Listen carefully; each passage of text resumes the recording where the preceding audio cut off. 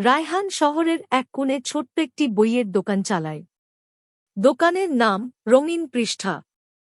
প্রতিদিন সকালে দরজা খোলে, ধুলোমাখা বইগুলোর গায়ে একবার করে হাত বুলিয়ে ভালোবাসার ছোঁয়া দেয়, তারপর চুপচাপ বসে পড়ে দোকানের কোণে। অনেকেই আসে, কেউ খোঁজে পুরনো গল্প, কেউ নতুন কবিতা, কেউ আবার কেবল সময় কাটাতে আসে। রায়হানের জীবনটা ছিল সাদামাটা, নিঃশব্দ। ছোটবেলায় বাবাকে হারিয়েছে, মাকে নিয়ে দিন কেটেছে দারিদ্র্যের মাঝে। তবুও কখনো অভিযোগ করেনি কারো কাছে। তার একমাত্র সান্ত্বনা ছিল বই আর শব্দ। মানুষ যখন কথা বলে না, তখন শব্দই হয় বন্ধু। একদিন হঠাৎ করেই দোকানে এক মেয়ে ঢুকল। বয়স বেশি না, 23-24 হবে। মাথায় একটা হালকা নীল ওড়না, হাতে পুরনো এক ডায়েরি। মেয়েটার চোখে ছিল একরাশ বিষণ্ণতা। সে দোকানে ঢুকে ধীরে ধীরে এগিয়ে এলো, যেন কোনো অদৃশ্য টান তাকে নিয়ে এসেছে। আপনার কাছে কি অনিন্দ্য মুখার্জির লেখা নীল কুয়াশা আছে? মেয়েটি প্রশ্ন করল। রায়হান একটু অবাক হয়ে তাকাল। অনিন্দ্য মুখার্জির লেখা বই খুব একটা চাওয়া হয় না আজকাল। তবে সে মাথা নেড়ে বইয়ের তাক ঘেঁটে আনল একটি কপি। মেয়েটি বইটা হাতে নিয়ে বলল, আমার বাবার সবচেয়ে প্রিয় বই ছিল এটা।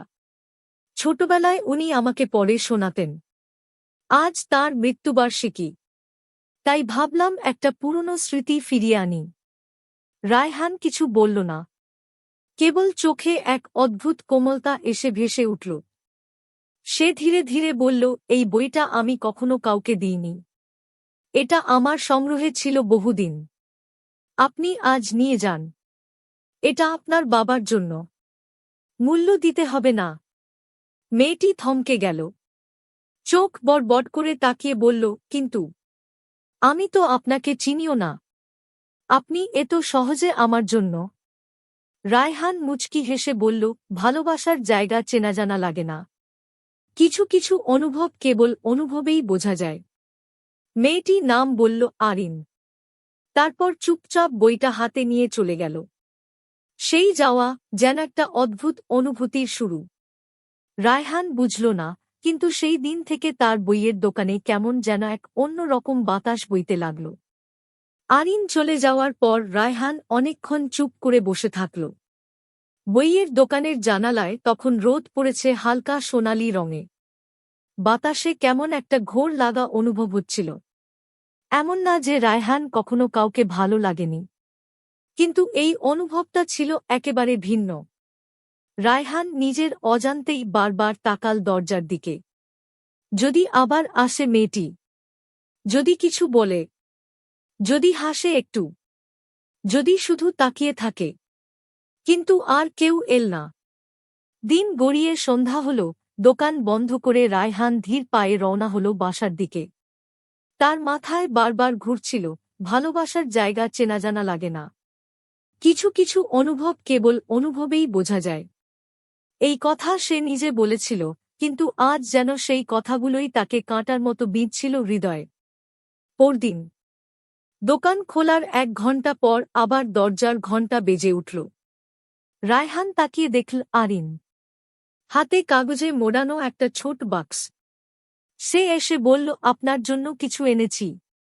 রায়হান চমকে উঠল। আমার জন্য? হ্যাঁ। আপনি যে বইটা দিলেন, তার জন্য ধন্যবাদ। আমি জানি না কেউ একটা করে বিনিময় না চেয়ে। তাই এটা আমার মায়ের বানানো নারকেলের নাড়ু। আপনি খেয়ে দেখবেন। রায়হান বাকরুদ্ধ। ছোটবেলায় তার মা যেভাবে নাড়ু বানাতেন, সেই স্মৃতি এক ঝটকায় ফিরে এল। আপনার মা? আপনি একা থাকেন? অজান্তেই জিজ্ঞেস করে ফেল রায়হান। আরিন চোখ নামিয়ে বলল, না, একা না। কিন্তু একা হয়ে গেছি। মা বাবা দুজনেই নেই। এক আত্মীয়ের বাসায় থাকি, কিন্তু ওরা কেউ আপন করে নেয়নি। চোখের ভেতর যন্ত্রণা লুকোতে পারেনি সে। রায়হানের বুক কেঁপে উঠল। আপনি চাইলে এই দোকানটা আপনারও হতে পারে।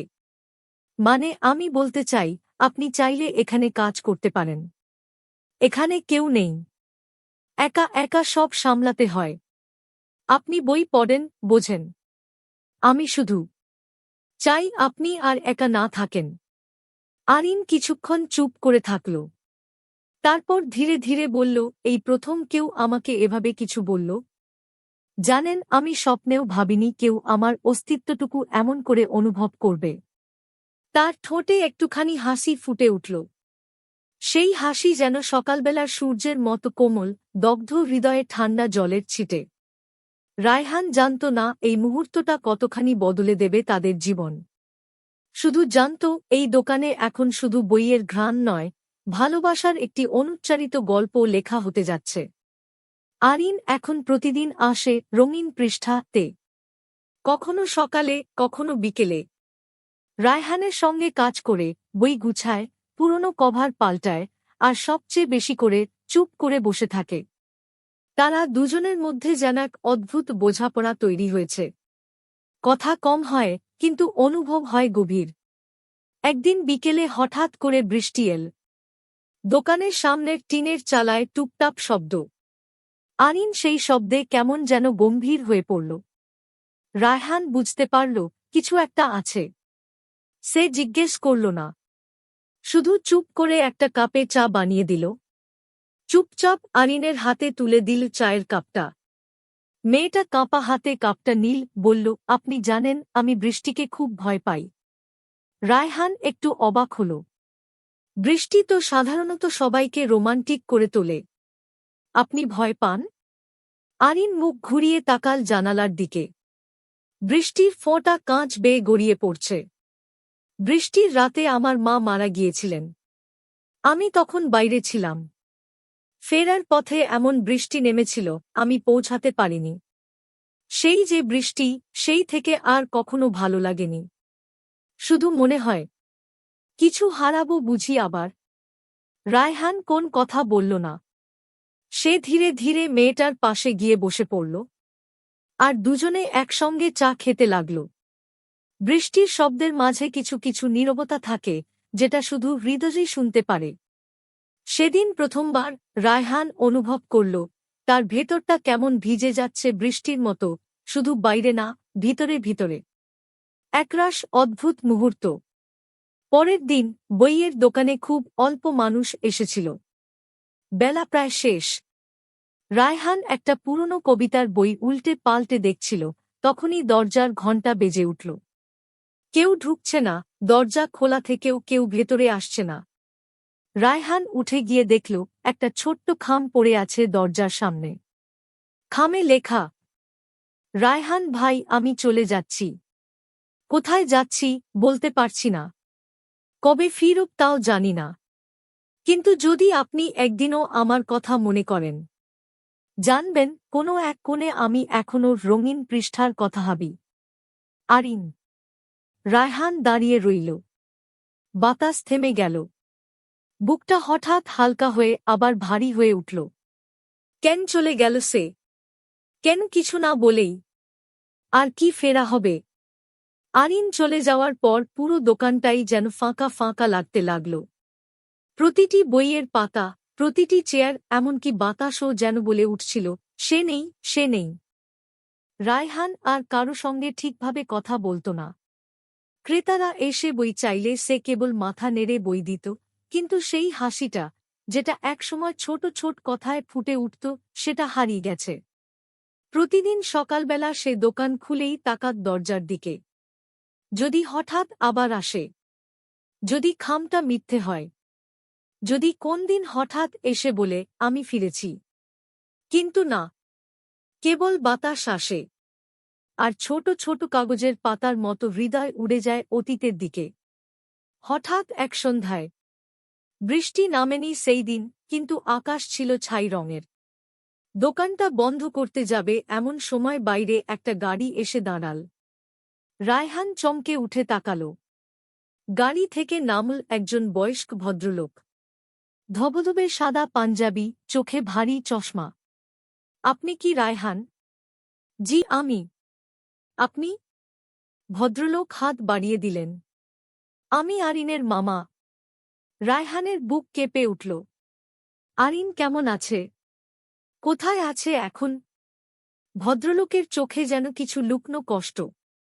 তিনি ধীরে ধীরে বললেন, ও এখন অনেক দূরে, অন্য দেশে মানসিক চিকিৎসার জন্য নেওয়া হয়েছে। চিকিৎসা? রায়হান যেন শ্বাস নিতে ভুলে গেল। ভদ্রলোক চুপচাপ বললেন, ওর মধ্যে এক ধরনের মানসিক ট্রমা ছিল। মা বাবার মৃত্যুর পর সেই আঘাত কখনো সারেনি। আপনার সঙ্গে দেখা হওয়ার পর ও কিছুটা ভালো ছিল, কিন্তু হঠাৎ একদিন ভীষণ ভেঙে পড়ে। আমাদের বাধ্য হয়ে ওকে নিয়ে যেতে হয়েছে। রায়হান স্তব্ধ হয়ে গেল। আমার জন্য কিছু রেখে গেছে। কিছু বলেছে? ভদ্রলোক একটা ছোট খাম বের করলেন। বলেছিল, আপনি যদি কখনো জানতে চান তাহলে এটা দিতে। খামের ভেতরে ছিল এক টুকরো কাগজ। রায়হান ভাই, আপনি ছিলেন আমার জীবনের একমাত্র শান্ত জায়গা। আপনার পাশে বসে আমি ভুলে যেতাম আমি একা। আপনি একা নন। আমিও একা ছিলাম না, কারণ আপনি ছিলেন। আমি যদি ফিরতে পারি আমি আবার আসব, কিন্তু যদি না পারি, আপনি বাঁচবেন আমার হয়ে, সেই দোকানটা নিয়ে, সেই গল্পগুলো নিয়ে। আর যদি কখনো বৃষ্টি নামে, জানবেন আমি ঠিক পাশে বসে আছি, আপনার দেওয়া চায়ের কাপে ঠোঁট ছোঁয়াতে। ভালো থাকবেন, আরিন। রায়হানের চোখে জল এসে গেল। সে খামটা বুকে চেপে ধরল। সে বুঝল কিছু সম্পর্ক শব্দের চেয়ে বড়, আর কিছু বিদায়ও হয়তো ফিরে আসার আশ্বাস। এরপর রায়হান প্রতিদিন দোকানে একটা চেয়ার খালি রাখে। চায়ের কাপ দুটোই বানায়, একটা নিজে খায়, একটা রেখে দেয় সেই খালি চেয়ারে। জানে না আরিন কখন আসবে, আদৌ আসবে কিনা। কিন্তু ভালোবাসা তো প্রতীক্ষারই নাম। আর গল্প, গল্প কখনো শেষ হয় না। দোকানের প্রতিটি কোণ যেন রায়হানের হৃদয়েরই প্রতিবিম্ব। প্রতিটি তাক, প্রতিটি বই যেন এক একটা অপ্রকাশিত অনুভব। আরিনের চিঠির পর আরও 2 মাস কেটে গেছে। বৃষ্টি এসেছে বহুবার, কিন্তু সেই বিশেষ এক কাপ চায়ের পাশে আজও কেউ বসেনি। এদিকে রায়হান একরকম অভ্যাসে পরিণত করেছে নিজের নিঃসঙ্গতা। সে জানে না আর কাকে অপেক্ষা করে, কিন্তু অপেক্ষাটুকু বেঁচে থাকার কারণ হয়ে দাঁড়িয়েছে। নতুন এক আগমন। একদিন দুপুরের ঠিক পরপর রোদ আর ছায়ার মাঝখানে এক অদ্ভুত মেয়েকে দেখতে পেল রায়হান। মেয়েটির পরনে সাদা সালোয়ার কামিজ, চোখে বড় গোল ফ্রেমের চশমা, আর হাতে ছিল একটি মোটা নোটবুক। সে দরজার বাইরে দাঁড়িয়ে তাকিয়ে আছে অনেকক্ষণ ধরে, একটা অদ্ভুত স্থিরতা নিয়ে। রায়হান জিজ্ঞেস করল, ভিতরে আসবেন না? মেয়েটা ধীরে এসে ঢুকল, মুখ তুলে বলল, এই দোকানটা আমি অনেক শুনেছি, আর একটা মানুষের কথাও। রায়হান একটু অবাক হল। কোন মানুষ? আরিন। আমি ওর ছোটবেলার বান্ধবী। ও অনেক চিঠি লিখত, গল্প লিখত, আপনার কথা লিখত। আমি সেই গল্পগুলো পড়েছি, অনেক পড়েছি। রায়হানের বুকটা হঠাৎ আবার ভার হয়ে উঠল। মেয়েটি বসে পড়ল টেবিলের এক পাশে। ও ফিরে আসবে কি? রায়হান মাথা নাড়ল। জানি না। আমি শুধু জানি কেউ ফিরবে না জেনেও অপেক্ষা করা যায়। মেয়েটি একটু চুপ করে বলল, আপনার কি কখনো মনে হয়নি আপনি নিজের ভালোবাসাকে বাঁচাতে পারেননি? রায়হান একটু থেমে বলল, ভালোবাসা বাঁচে না কাছে থাকলে। ভালোবাসা বাঁচে যদি আমরা স্মৃতিকে মরতে না দিই। মেয়েটি তখন ব্যাগ থেকে একটি খাম বের করল। বলল, আমার কাছে আরেকটি চিঠি আছে। এটা আরিন আপনাকে দিতে বলেছিল যদি সে ফিরে না আসে। রায়হান কাঁপা হাতে খামটি নিল। চিঠিতে লেখা ছিল, রায়হান ভাই, আমি জানি আমার ফিরে আসা হবে না। এই পৃথিবী আমার মনকে আর ধরে রাখতে পারে না। কিন্তু একটা কথা মনে রাখবেন, আপনি যদি একদিন কাউকে ভালোবাসেন, তাহলে তাকে আর সময় দিতে দেরি করবেন না। আমার জীবনের একমাত্র আফসোস, আমি আপনাকে ভালোবাসি এ কথা মুখে বলতে পারিনি। আপনার রঙিন পৃষ্ঠার পাশে আমার ছায়া যদি থাকে, তবে জানবেন আমি আজীবন আপনার কাছেই আছি, আরিন। রায়হান সেই চিঠি চোখে লাগিয়ে বলল, তোমার ছায়া তো সবসময় আমার সঙ্গে ছিল, আরিন। আমি শুধু বুঝিনি ভালোবাসা এমন নির্ভয় হতে পারে। এক অদ্ভুত সকাল। পরদিন সকালে রায়হান আবার দোকান খুলল। কিন্তু আজ যেন মনটা অন্যরকম হালকা। আজ সে চা বানালো একটা নয়, 3টা কাপ। একটা নিজের জন্য, একটা সেই ফাঁকা চেয়ারের জন্য, আর তৃতীয়টা নতুন মেয়েটির জন্য, যে বসে গল্প শুনছে রঙিন পৃষ্ঠা আর মানুষটার মুখ থেকে। রায়হান জানে কেউ কখনো আরিনের জায়গা নিতে পারবে না। কিন্তু কিছু গল্প শেষ না হয়ে নতুন গল্পের শুরু হয়। আর জীবন্ত শেষ না হওয়া গল্পেরই নাম। নতুন মেয়েটির নাম ছিল সালমা তাহমিনা। বন্ধুরা ডাকত সালু বলে। আরিনের শূন্যতার মাঝে তার উপস্থিতি প্রথমে ছিল কেবল এক নীরব শ্রদ্ধা, পরে এক প্রকার সান্ত্বনা, আর শেষে রায়হানের জীবনে ধীরে ধীরে তৈরি হতে লাগল এক নতুন পরিচ্ছন্ন স্থান। রায়হান জানত না সালমার সঙ্গে এত কথা কিভাবে হয়ে গেল, কিংবা কিভাবে প্রতিদিন সে দোকানে এসে বসে থাকা মেয়েটিকে না দেখলে দিনটা অপূর্ণ লাগে। আর জানত না সে আবার হাসতে শিখছে। চায়ের কাপের গল্প। একদিন বিকেলে সালমা দোকানে এসে বলল, আজ আমি চা বানাবো, আপনি শুধু বসে থাকুন। রায়হান একটু হেসে বলল, তোমার হাতের চা কেমন সেটা না খেয়ে জানো কিভাবে? সালমা মুচকি হেসে বলল, স্নেহ আর অভিমানের চা একসাথে মিশালে কেমন হয়, আজ দেখবেন। চা বানাতে বানাতে সে হঠাৎ জিজ্ঞেস করল, রায়হান ভাই, আপনি কি কখনো ভাবেননি কেউ আপনাকে নতুন করে ভালোবাসতে পারে? রায়হান থমকে গেল। বইয়ের তাক থেকে ধুলো ঝাড়তে ঝাড়তে বলল, কেউ যদি জানে আমার ভেতরে কে ছিল, সে কি আর থাকতে পারবে? সালমা চুপ করে গেল। তারপর ধীরে ধীরে বলল, ভালোবাসা যদি কারো অতীত মুছে দিতে চায়, তাহলে সেটা ভালোবাসা না। ভালোবাসা আসে অতীত সমেত গ্রহণ করতে, অতীতের ব্যথা জড়িয়ে ধরতে। রায়হান চুপ করেই রইল। মাথা নিচু করে বলল, আমার মনে হয় তুমি খুব গভীর কথা বোঝো। সালমা বলল, আর আমি জানি আপনি খুব গভীরভাবে ভালোবাসেন। সেদিন তারা একসঙ্গে বসে চা খেল আর গল্প শুনল নীরবতা দিয়ে, চোখের ভাষায়। আবার সেই বৃষ্টি। পরদিন রাত। বৃষ্টি পড়ছিল আবার। টিনের চালায় টুপটাপ শব্দ। রায়হান একা দোকানে বসেছিল। তখন দরজার বাইরে দাঁড়িয়ে থাকা সালমাকে দেখে অবাক হয়ে গেল সে। সে যেন এক বৃষ্টির ভেতরে দাঁড়িয়ে কেবল তাকিয়ে আছে রায়হানের চোখে। রায়হান ছুটে গিয়ে ছাতা নিয়ে গেল। সালমাকে ভেতরে নিয়ে এলো। তুমি এত রাতে ভিজে গেলে পুরোটা। সালমা কাঁপা গলায় বলল, আজ বুঝলাম ভয়কে জয় করতে গেলে বৃষ্টিতে আসতে হয়। আর এই দোকানটা, এই দরজা, এটা কেবল রঙিন পৃষ্ঠা নয়। এটা আমার নতুন গল্পের শুরু। রায়হানের চোখ ছলছল করছিল। সালমা এগিয়ে এসে বলল, আপনি কি আমাকে একটা সুযোগ দেবেন? আমি আর আরিনকে তুলনা করতে আসিনি। আমি শুধু আপনাকে আপনার মতো করে চাইতে এসেছি। রায়হান প্রথমবার ওর হাত ধরল। নরম উষ্ণ আশ্বাসময় এক ছোঁয়া। আমি চেষ্টা করব আরেকবার বাঁচতে। কারণ তুমি আমায় আরেকবার বাঁচার সাহস দিচ্ছ। বাইরে তখনও বৃষ্টি পড়ছে। কিন্তু আজ আর সেই বৃষ্টিতে একাকিত্ব নেই। আজ সেই বৃষ্টিতে ছিল নতুন আশার শব্দ। বৃষ্টির রাতে রায়হানের জীবনে যেন নতুন একটা পৃষ্ঠা খুলে গিয়েছিল। সালমার উপস্থিতি ধীরে ধীরে তার ভেতরে আলো ছড়াতে লাগল। যে হৃদয় একসময় শুধু অতীত আর ক্ষত নিয়ে বেঁচেছিল, আজ সেখানে একটা নতুন আলো, নতুন গান, নতুন বাতাস বইছে। তারা একসঙ্গে দোকানে সময় কাটায়, নতুন বই এনেছে, কিছু পুরনো বই ঠিকঠাক করে আবার সাজিয়েছে। দোকানের এক কোণায় তারা বসার জন্য একটা ছোট কাঠের বেঞ্চ বসিয়েছে। সেখানে লেখা, ভালোবাসা মানে সময়, নীরবতা আর চোখে চোখ রাখার সাহস। এই কথাটা সালমা লিখেছে। আর রায়হান নিজ হাতে কাঠে খোদাই করে রেখেছে।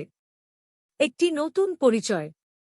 একদিন বিকেলে সালমা বলল, রায়হান ভাই, আমি চাই এবার আপনি আমার পরিবারের সঙ্গে দেখা করুন।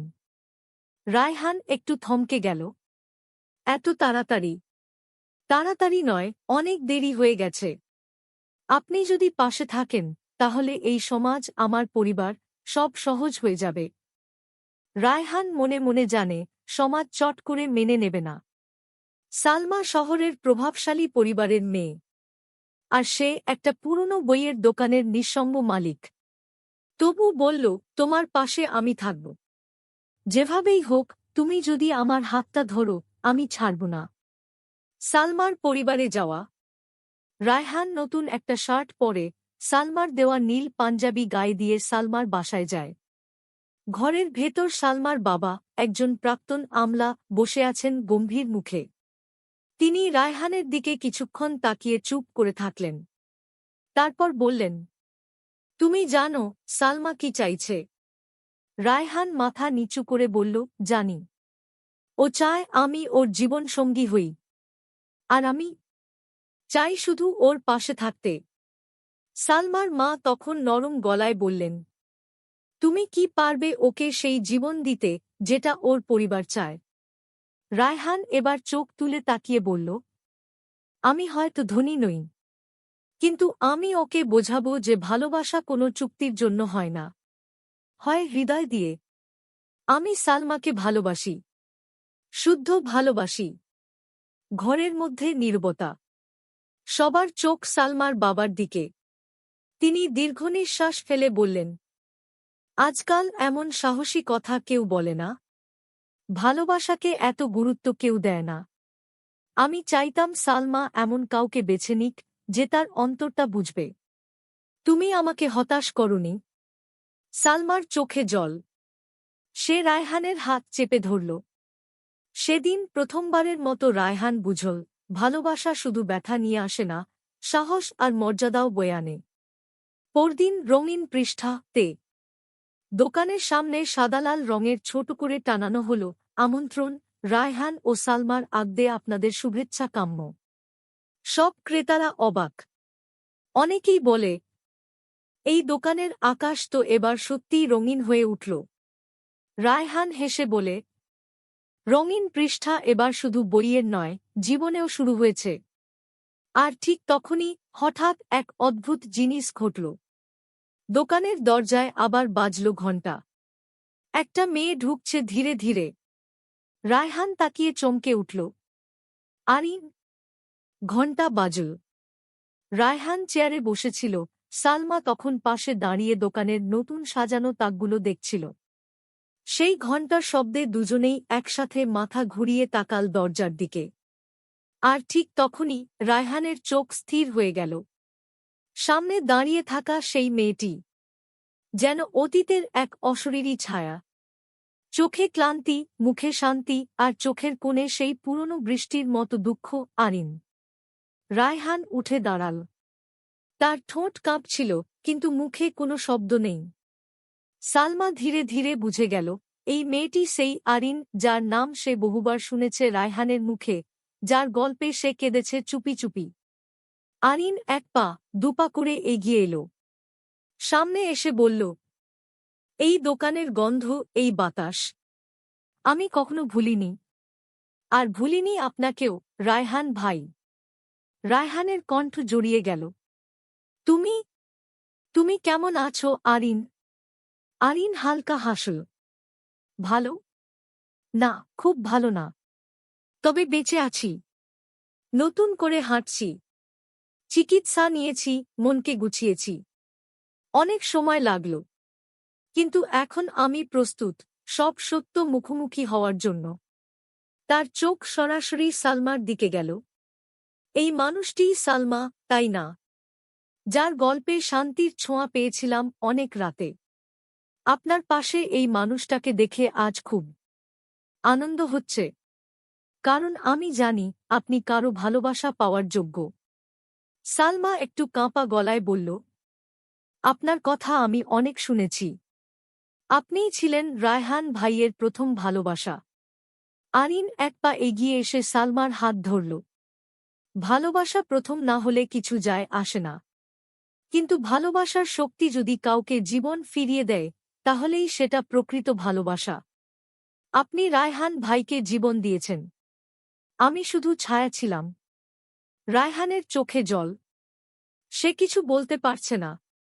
আরিন ধীরে ধীরে বলল, আমি এখন অনেক দূরের পথে যাচ্ছি, কিন্তু যাওয়ার আগে শুধু দেখতে এসেছি আপনি ভালো আছেন কিনা। এখন দেখলাম আপনি ভালো আছেন, তাই আমার বিদায় সহজ হল। রায়হান বলল, আরিন, আমি কখনো তোমাকে ভুলিনি। আরিন মুচকি হেসে বলল, ভুললে আমি ফিরে আসতাম না। এক মুহূর্ত নীরবতা। তারপর আরিন ঘুরে দাঁড়াল। দরজার দিকে এগিয়ে যেতে যেতে হঠাৎ থেমে গেল, বলল, আপনাদের বিবাহের আমন্ত্রণপত্রটার নিচে আমি শুধু একটা বাক্য লিখে যাব। একসময় যাকে মন দিয়ে ভালোবেসেছিলাম তার মুখে হাসি দেখে আমি নিজের ব্যথা ভুলে গেছি। সেই বলে সে বেরিয়ে গেল। বৃষ্টির শব্দ আবার পড়ছে, কিন্তু এবার সেই শব্দে নেই কোনো ভয়, নেই কোনো বিচ্ছেদ। শুধু রয়েছে একটি পূর্ণতা, একটি বিদায় যেটা ছিল পরিণতির সমান শান্ত। আরিনের বিদায়ের পর রায়হান অনেকক্ষণ চুপ করে বসেছিল রঙিন পৃষ্ঠা সামনে রাখা বেঞ্চটায়।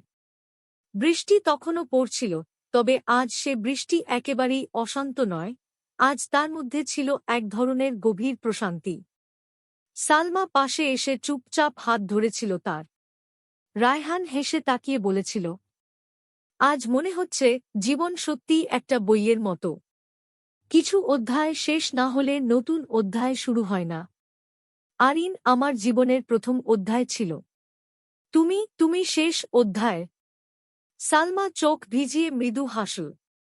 আর আমি চাই আমাদের এই শেষ অধ্যায়টা যেন অনন্ত হয়। দিন পেরিয়ে যায়। বিয়েটা হয়েছিল একেবারে ছোট পরিসরে, কিন্তু ভালোবাসায় পরিপূর্ণ। দোকানে কেউ বই কিনতে এলে রায়হান আর সালমা দুজনেই হাত লাগাত। দুজন মিলে বানাত চা, গল্প করত, নতুন নতুন পাঠকদের বইয়ের প্রেমে পড়তে শেখাত। সালমা একটা ছোট শিশুকোণ চালু করেছিল দোকানে। ছোটদের জন্য বই পড়ার জায়গা, যেখানে আলপথে বসে তারা রং করতে পারে, গল্প শোনে। একদিন সালমা জানাল, রায়হান, আমি মা হতে চলেছি। রায়হান প্রথমে অবাক, তারপর তার চোখের জল বাঁধ মানল না। সে মাথা নিচু করে বলল, ভেবেছিলাম আমার জীবন শুধু নিঃশব্দ ভালোবাসা হয়ে থাকবে। তুমি এসে সেই ভালোবাসায় শব্দ এনে দিলে।